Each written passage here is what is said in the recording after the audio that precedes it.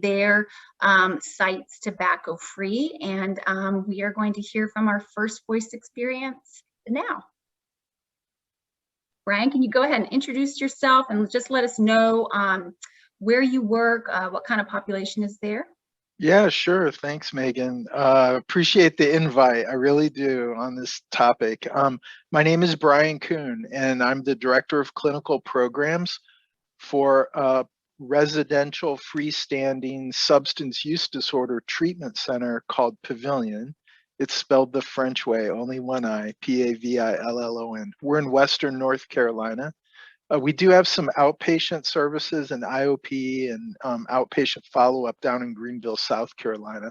But for the most part, our core service is a freestanding residential program. We do have an extended care after the primary treatment phase. Excellent. Well, we are really excited to hear from you. First, just wanted to ask you really why it's important to address tobacco use while treating program participants for other substance use disorders. Yeah, our former CEO has worked in our field for decades, and by original training as a nurse and later health executive. And doing exit interviews with those participants completing the program over many years, she saw, folks at times were talking about wanting to have quit while they were here and really being unable to do it successfully. Some could, but most couldn't. Others returning to smoking after having quit for many years, and they returned to smoking by their involvement here, or those who had never smoked actually, smoking for the first time after coming to residential program for substance use disorder. So eventually that became untenable for her in terms of leadership. We know there's no safe use of tobacco, that, smoking's a leading preventable cause of death in the US, but later, Megan, we saw newer research come out showing recovery rates are higher for substance use disorder when tobacco recovery is included in the treatment, not lower by older conventional wisdom. So those were the main drivers, really. Yeah, and I've heard you talk about this issue before, and I know you're passionate about it. And I remember one time when we first talked about it, you talked about,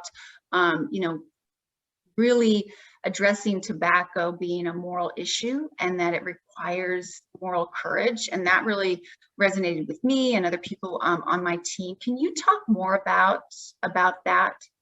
Yeah, so, that's a little bit tough to talk about, but I'll say it clearly, hopefully, that in providing health-related services for folks that come and ask for professional help or think, for any condition, do no harm versus safety and effectiveness. And those sort of being the ethical center, not for the person first, but for our side of the work. What are we bringing in terms of methods? And if you really think about treating substance use disorder in that framework of the idea of, what is continuing addiction treatment while you have active addiction illness go on the whole time, when you're holding yourself out as an addiction treatment organization. So that sort of managing, holding all of that, not doing harm, as I described earlier, and then being safe and being effective, and sort of what is our duty. So in that way, we're calling our own bluff, sort of. In terms of overcoming the fears around that, I have to be candid and say it was really one about losing admissions or going to no admissions if we did it. So although we felt the impetus, which did include a moral or ethical center, the other side of that, Megan, was fear, that was there. So. And just to make this clear, you all went tobacco-free in 2013, correct? Yeah, February of 2013 is when we did it. That's right. Awesome. And you spoke a little bit about this already, but what were some of the challenges or fears you faced from staff when first deciding to go tobacco-free? I know it sounds like losing clients was a concern. What other challenges or fears you all faced? Yeah, Well, that's a good question. So, in spite of our identity, if you want to think of it that way, as an addiction treatment organization primarily, we did have to establish buy-in. And you might think intellectually that you could skip that step or that wouldn't be required. But we did find that we had to do that. And our staff, probably it's common, I would think, in many human service organizations, that the barrier we came up against was not a complete refusal, but it was more one of caution, or what's really best, or is this truly the right thing to do? And when we presented the information I just spoke about earlier with, folks trying to quit or returning to smoking or starting for the first time, newer research showing that conventional wisdom didn't bear out, that recovery rates are higher, um, folks pass from tobacco use at a higher rate than the substance that sent them to treatment, things like that. We did open that door of willingness. So that was sort of how we went after it. We did amplify the incongruence, would be a catchphrase, in kind of as I did there. While we purport to hold out ourselves as doing addiction treatment, and yet we allow addiction to continue literally in front of us. Not just sequencing or staging things, but it's happening right now. So ultimately that buy-in was not hard to obtain. Gotcha. And jump into a question about, how did you handle clients that failed to adhere to the tobacco-free policy while on campus? So kind of a two-part question. So how did you, handle those clients when they were on campus, when they did go back to returning to using tobacco? Yeah. So how often, how often did it Yeah. happen? And then when it Yeah. did happen, what did you guys do? Yeah, I will say this, though. One thing we did with our fear was we asked to go to our board, believe it or not, and asked permission to try without fear. And if it all went to zero, we had no admissions, we'll switch back. But that was important for us as an organizational thing. Our culture, we needed to get permission from that sort of parental figure of our board. They were very eager. But you ask a great question about, handling it on campus. How did it go? Our primary treatment has a minimum length of residential stay. And I've done residential over 30 years now, but I'll tell you what, I did not anticipate this. And it's funny that I didn't. You'd think somebody who's done this as long as I have might have anticipated it. We literally had a hard date, Megan, where after midnight on a certain day, that was it. The switch was official in an absolute sense. And what happened the next day was everything was peaceful and calm. There was nothing the matter the next day. And I was waiting for that shoe to drop. It just didn't happen. And what happened later was, after the time of our fixed length was passed, everything became rocky. And we didn't know this. We're out in the Blue Ridge Mountains foothills, right? We're surrounded by a lot of land on our campus, trees and trails. And folks have been bringing tobacco in and depositing it out in the forest or out on the trails. So we should have thought of that. But in truth, when people bring it in or attempt to, or their family or so forth, we sort of treat that as a symptom breakthrough. So we don't see it as a non-compliant behavior or a failing. We see it as a just-in-time opportunity for education, counseling, support, pull the family into a deeper understanding. So we slow down and respond sort of in an educational, mindful, non-punitive way. So we don't expect people to be symptom-free, during their stay. However, we don't allow it to be on the campus. So we will take and manage the situation, but our response is always clinical and framed in sort of a response to breakthrough symptoms form, as you might with any other condition. So, and I know some sites do it differently. Some do have a stricter policy of adhering, but it sounds like no matter what approach a site takes, expecting some resistance and then properly treating them, and you know, Right. having, it sounds like, I'm sure you have things clear in your policy too of expectations, and I love that idea of, you know, leading up to the date. So I'm sure your team really worked to, you know, prepare for that big day when you guys did go Yeah. free. Yeah, that's true. And I would suggest that we put together sort of a steering committee as a total organization. And with every major department of our organization had a seat in that, because we knew we're pulling against the whole matter. So facilities, medical, counseling, nursing, administration, finance, everybody was in Yeah. there because it was across the whole organization. It was not just a clinically confined matter. Yeah. Yeah, excellent. And then when folks come in and are seeking treatment at your site, what program efforts do you all have in place to help support them to be tobacco free, you know, while they're receiving treatment with you all, but then, you know, hopefully also leave. So, but primarily when they're receiving treatment with you all, what do you guys have in place? Yeah, so I'll name a range of things. Some are very simple. One is actually a tobacco-free campus, and that's different from intending to have a tobacco cessation plan included in a campus that's not tobacco-free. So the first was that. We did frame it as a recovery concept rather than a cessation concept. So that's maybe sounds like not a piece of equipment or a clinical program plan, but it's the philosophy inside the matter.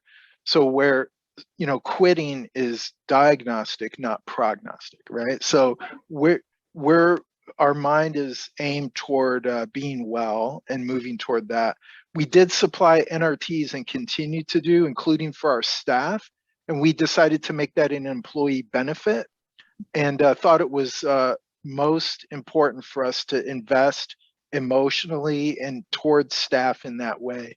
Of course, you know, being a residential substance use primary place by organizational identity, we have tons of tools that you could say apply directly to tobacco use recovery, but traditional clinical models don't think that it does. You know, what is craving management? What is stress management? So all of what everybody already knows about traditional, done well, don't get me wrong, evidence-based matters apply to tobacco. And early on, Megan, we had to link that for clinicians where they would come and ask for help, and we give back their competency and skill and just name tobacco. And so then that infuses all through the patients as well, their individual treatment planning, the milieu, and so forth. One other piece I should name, we in our HR changed so that staff are not permitted to smell of cigarettes on work during work time or on our campus. That's an important thing to have a non-triggering environment.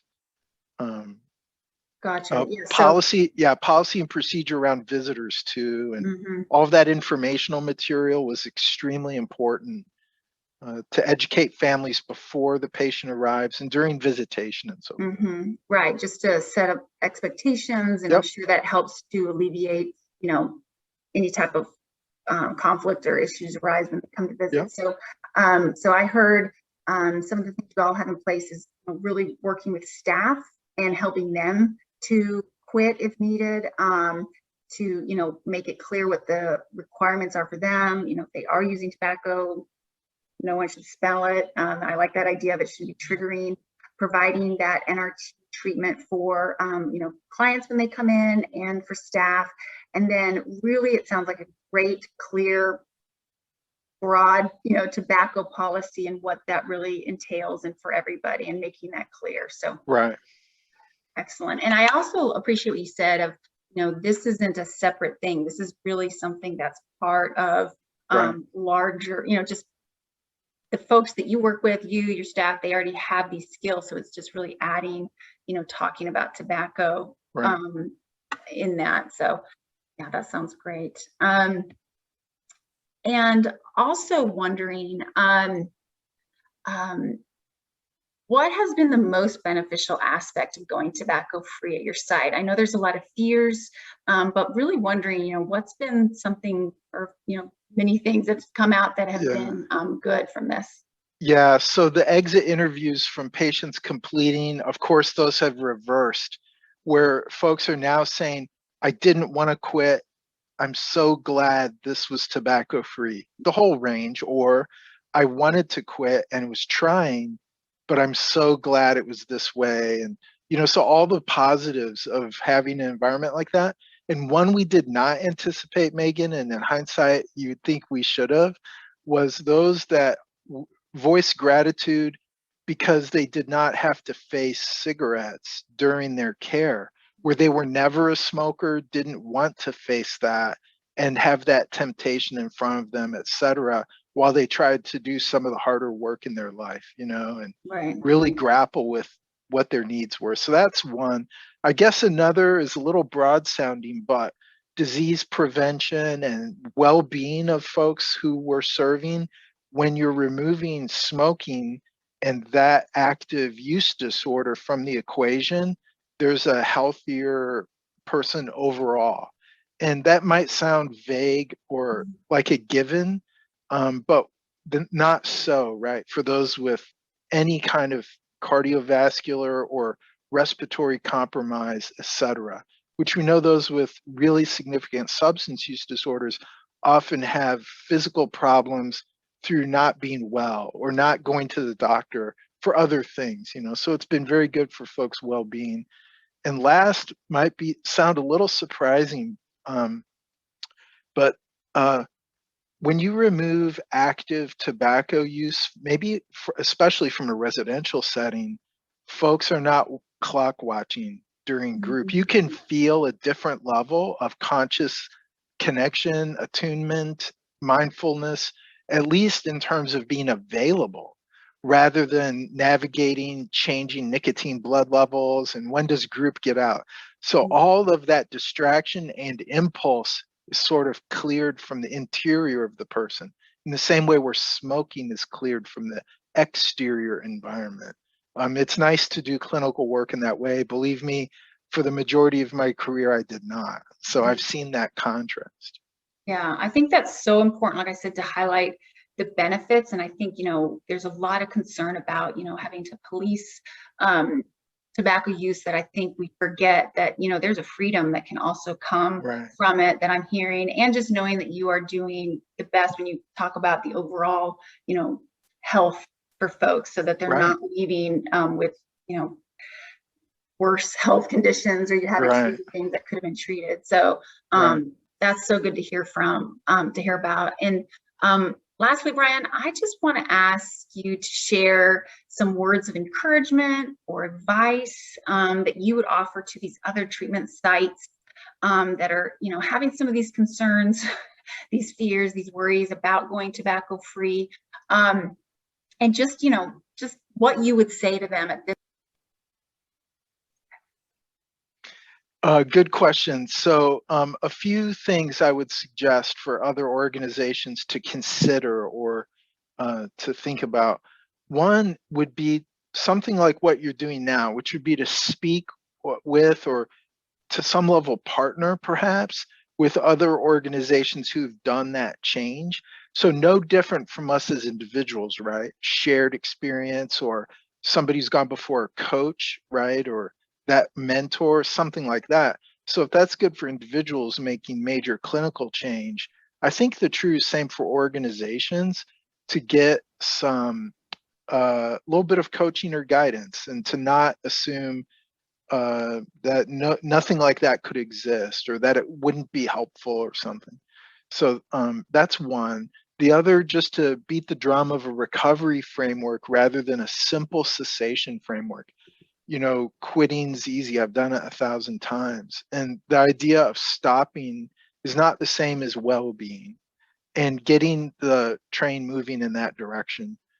We think that's important to work in the do direction, not just the don't direction. Two more real fast. One, we only learned this through experience, was family members, patients themselves, and referral sources are very pleased. We were afraid not just of decreased admissions, but that people would be upset or frustrated or whatever.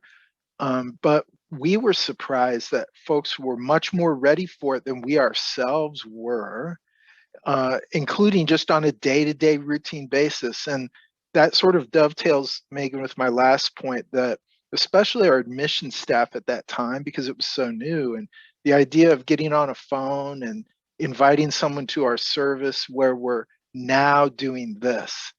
And what I would suggest is to be calm and steady on the deck of your own ship, and embrace total well-being as a natural thing to hold out to folks, rather than be fearfully apologetic that they'll no longer have this problem, which just sets up a bit of oddness, you know?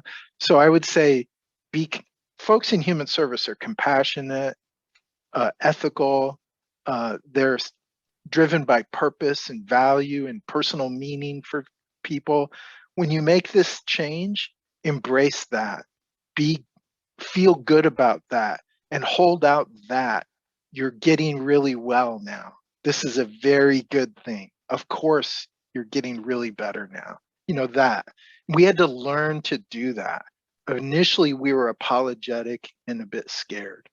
And we figured out we didn't have to be. We could be calm and upbeat. Yeah, I hope that resonates with folks about, we don't need to pursue this from a sense of fear, but really, a sense of hope for our programs and for our participants, and and not being, blindly just optimistic, but really just being, seeing the good and the hope, and that other programs like yours and bigger programs have public housing and all hospitals have gone tobacco-free, so that it can be done, and not just be done, but that it's a good thing. So it fits within the recovery framework as a whole. So and I just want to say thank you to you for being so willing to share with us, and then also to be someone who was willing way back when in 2013 to step out and do this before y'all really had to. So we appreciate your leadership and sharing with us your experience. Very happy to do it. Thank you, Megan. Thanks, Brian.